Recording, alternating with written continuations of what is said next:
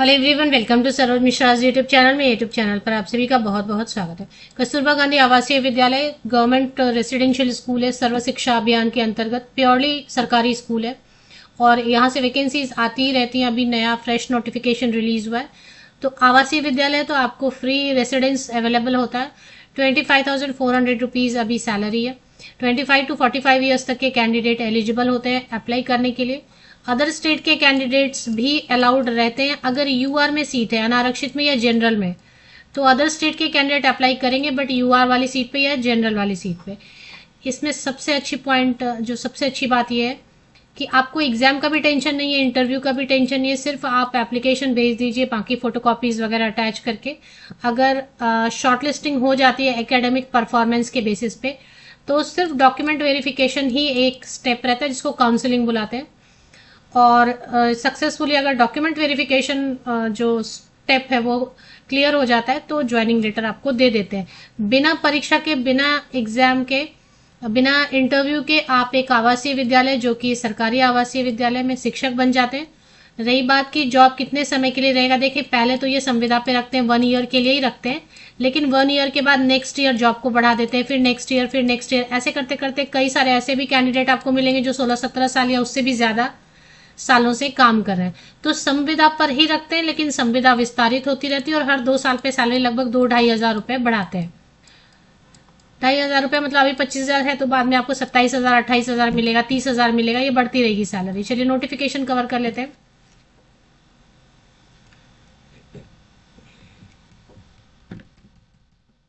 पूर्णकालिक जहां भी लिखा है, पूर्णकालिक का मतलब है कि आपको रेसिडेंस अवेलेबल कराएंगे, आपको वहीं रहना है स्कूल में।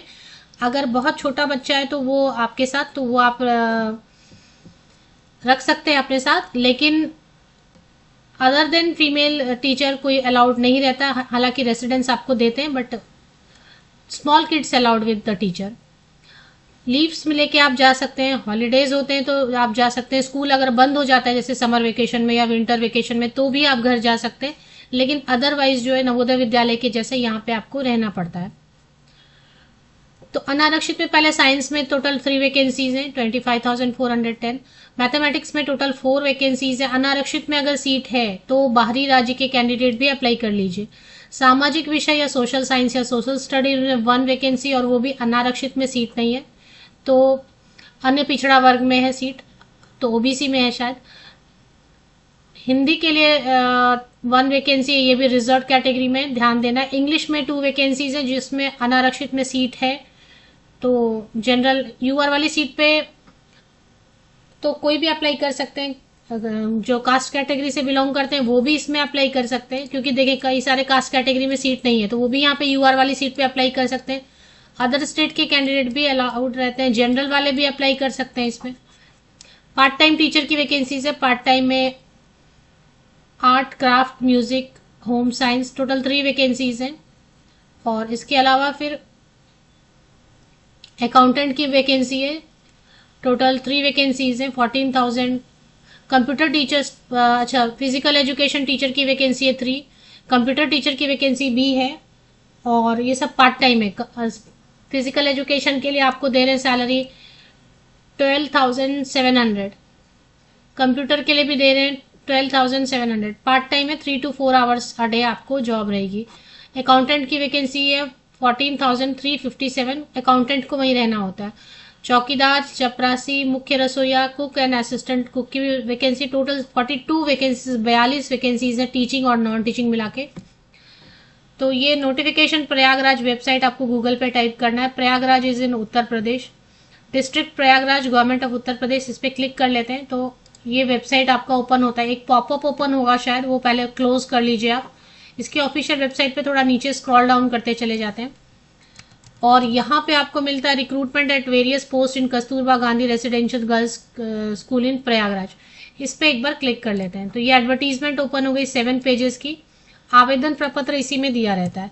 तो क्वालिफिकेशन क्या है, टीजीटी, मतलब आपको किसको पढ़ाना है। ये जो पूर्णकालिक शिक्षिका लिखा है इसमें क्या पढ़ाना है, 6, 7 एंड 8 स्टैंडर्ड, 6ठी, 7वीं और 8वीं कक्षा को आपको पढ़ाना है। जो पार्ट टाइम टीचर्स हैं वो घर जा सकते हैं, 3 या 4 घंटे का उनका जॉब रहेगा डेली। आप उनको क्लासेस भी नहीं रहेंगे। बट जो पूर्णकालिक है उनको क्लास रहे या नहीं रहे वहीं पे रहना होगा, स्कूल में ही। स्कूल कैंपस में अच्छा बड़ा फ्लैट देते हैं। लास्ट डेट इसकी 19 मई 2026 है, तो शाम 5 बजे तक। रजिस्टर्ड पोस्ट या स्पीड पोस्ट से आप भेजेंगे। आवेदन प्रपत्र दिया हुआ है नीचे, उसको भरना। मैं आवेदन प्रपत्र आपको दिखा दूंगी एंड में। आवेदन प्रपत्र के साथ में photocopies 10th 12th graduation, post graduation, अगर बीएड है, सीटेट है, यूपी टेट है, जो भी है, क्योंकि ये टीजीटी है ना, तो इसमें सीटेट पेपर 2 लगेगा या फिर यूपी टेट पेपर 2 लगेगा।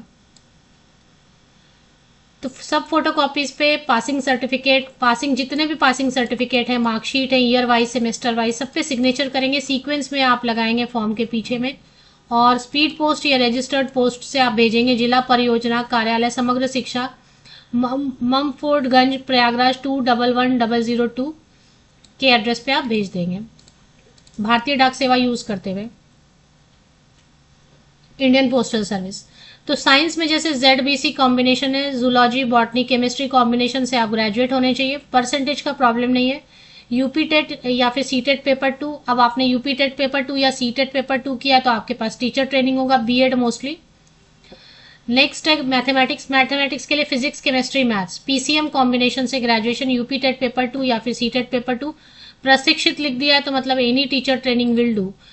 सामाजिक विषय में आपको ज्योग्राफी, हिस्ट्री एंड नागरिक शास्त्र बोल रहे हैं। किसी एक सब्जेक्ट से भी अगर आपने किया हुआ है, सामाजिक विषय में कोई एक सब्जेक्ट भी आपने पढ़ा है, भूगोल, इतिहास या नागरिक शास्त्र में से, और यूपी टेट पेपर 2 या सीटेट पेपर 2 है एंड आप टीचर ट्रेनिंग कर चुके हैं तो अप्लाई कर सकते हैं। हिंदी में हिंदी और संस्कृत दोनों होना चाहिए ग्रेजुएशन में, Hindi and Sanskrit both in graduation. And UP TET paper 2, CTET paper 2 with teacher training. English में सिर्फ इंग्लिश से ग्रेजुएशन है, यूपी टेट पेपर 2 या फिर CTET paper 2। Art, craft and music, home science के लिए ग्रेजुएशन होना काफी है, टीचर ट्रेनिंग की जरूरत नहीं है। अनिवार्य शैक्षणिक एवं प्रशिक्षणार्हता, हाँ। और scout guide and physical education के लिए बीपेड, सीपेड, डीपेड कोई भी चलेगा। कंप्यूटर के लिए बस प्रशिक्षित स्नातक, मतलब आपने बीसीए किया है या बीटेक किया या BSc IT, BSc computer science, लेकिन एक टीचर ट्रेनिंग मांग रहे हैं, सीटेट नहीं मांग रहे हैं। अकाउंटेंट के लिए आपके पास जो है कॉमर्स ग्रेजुएशन होना चाहिए और कंप्यूटर का बेसिक नॉलेज होना चाहिए। अगर आपके पास कंप्यूटर का कोई भी कोर्स है, सर्टिफिकेशन है, तो प्रेफरेंस मिलेगा, लेकिन जरूरी नहीं है। बाकी जितने भी नॉन टीचिंग पोस्ट है, चौकीदार, चपरासी, मुख्य रसोइया, सहायक रसोइया, इसमें 8वीं पास होना काफी है, 8 स्टैंडर्ड पास है, फिजिकली फिट है तो ठीक है। जो आप फोटोकॉपीज लगाएंगे, पासिंग सर्टिफिकेट, मार्कशीट, उसमें 10th 12th ग्रेजुएशन कम से कम होना चाहिए, क्योंकि ग्रेजुएट तो मांग रहे हैं ना। उसके बाद फिर अब जैसे नॉन टीचिंग है तो नॉन टीचिंग में तो जरूरी नहीं है, नॉन टीचिंग में 8वीं पास काफी है, तो उसके लिए नहीं बोल रही हूँ मैं। बाकी जो टीचिंग वाली पोस्ट है, अब जैसे कि फिजिकल एजुकेशन है या आर्ट एंड क्राफ्ट है, तो उसमें भी सीटेट नहीं मांग रहे हैं या बीएड नहीं मांग रहे हैं, तो फिर इस हिसाब से जिस पोस्ट के लिए जितना जरूरी है क्वालिफिकेशन, वहां तक का सारा passing certificate, marksheet, UP TET, CTET paper 2। अगर आप एक्सपीरियंस रखते हैं, टीचिंग एक्सपीरियंस या आपके काम का, तो उस एक्सपीरियंस लेटर अटैच कीजिए, क्योंकि उसी के बेसिस पे आपको शॉर्टलिस्टिंग होती है। आधार कार्ड, पैन कार्ड या कोई भी, अगर आप रिजर्व कैटेगरी में अप्लाई कर रहे हैं, एससी कैटेगरी में, एसटी कैटेगरी में, ओबीसी में, तो फिर आपको डोमिसाइल यूपी का दिखाना पड़ेगा, रेसिडेंशियल सर्टिफिकेट और कास्ट सर्टिफिकेट। अगर आप जनरल अनारक्षित में अप्लाई करेंगे तो आवासीय प्रमाण पत्र की जरूरत नहीं है। ये सब अटैच करके आप 2 एनवेलप मेन एनवेलप के अंदर रखेंगे। इन दोनों एनवेलप पे 42 रुपीज का डाक टिकट भी लगा होना चाहिए। 42 रुपीज का डाक टिकट जो लगा होता है, उस पे आपका नाम, आपका एड्रेस, आपका पिन कोड ठीक से लिखा होना चाहिए, जो मेन एनवेलप के अंदर आप रखेंगे। क्योंकि अगर आपकी शॉर्टलिस्टिंग होती है और आपको पता नहीं चल पाता है कि आप शॉर्टलिस्ट हुए हैं, तो ये लेटर आपके घर पे जाएगा, जो आपने एनवेलप रखा है उसी को यूज करते हुए आपके घर पे डॉक्यूमेंट वेरिफिकेशन काउंसलिंग के लिए लेटर जाएगा एंड ज्वाइनिंग लेटर के लिए। आवेदन प्रपत्र पेज नंबर 6 और 7 पे इसको डाउनलोड कर लीजिए, फिल कर लीजिए और बाकी जो मैंने डिटेल्स बताया उसके साथ भेज दीजिए। लास्ट डेट भी मैंने बता दिया है।